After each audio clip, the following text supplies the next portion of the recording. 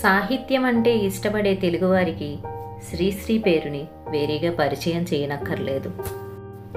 చలంగారంటారు, నిత్తుటిని కన్నీళ్ళని తడిపి కొత్త టానిక్ తయారు చేశాడు మన శ్రీశ్రీ అని. ఈరోజు శ్రీశ్రీ గారు రాసిన బాటసారి అనే వచన కవిత్వాన్ని మీతో పంచుకుంటున్నాను.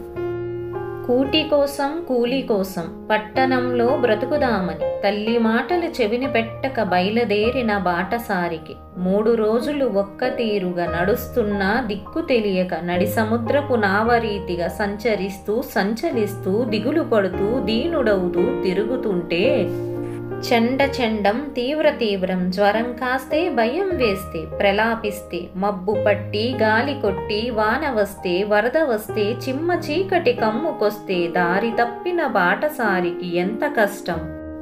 కళ్ళు వాకిట నిలుపు చూసే పల్లెటూళ్ళలో తల్లి ఏమని పలవరిస్తుందో, చింత నిప్పులలాగా కన్నులు చెరిగిపోసే మంటలెత్తగా గుండె సూదులు గుచ్చినట్లు శిరోవేదన అతిశయించగా రాత్రి నల్లని రాతి పోలిక గుండె మీదని కూర్చుండగా తల్లి పీల్చే కళ్ళ దృశ్యం కళ్ళ ముందుట గంతులేయగా చెవులు సోకని పిలుపులేవో తలుచుకుంటూ కలతకంటూ తల్లడిల్లే కెల్లగిల్లే పల్లటిల్లే బాటసారికి ఎంత కష్టం.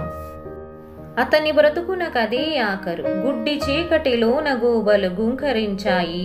వాన వెలసి మబ్బులో ఒక మెరుపు మెరిసింది. వేగుజామును తెలియజేస్తూ కోడి కూసింది. వీడిన మబ్బుల నడుమ నుండి వేగుజుక్క వెక్కిరించింది. బాటసారి కలేబరంతో సీతవాయువు ఆడుకుంటుంది. పల్లెటూళ్ళలో తల్లికేదో పాడుకలలో పేగు కదిలింది. Thank you for watching. మీకు నచ్చితే లైక్ చేయండి, షేర్ చేయండి, కామెంట్ చేయండి. ముందుగా సబ్స్క్రైబ్ చేసుకోవడం మర్చిపోకండి.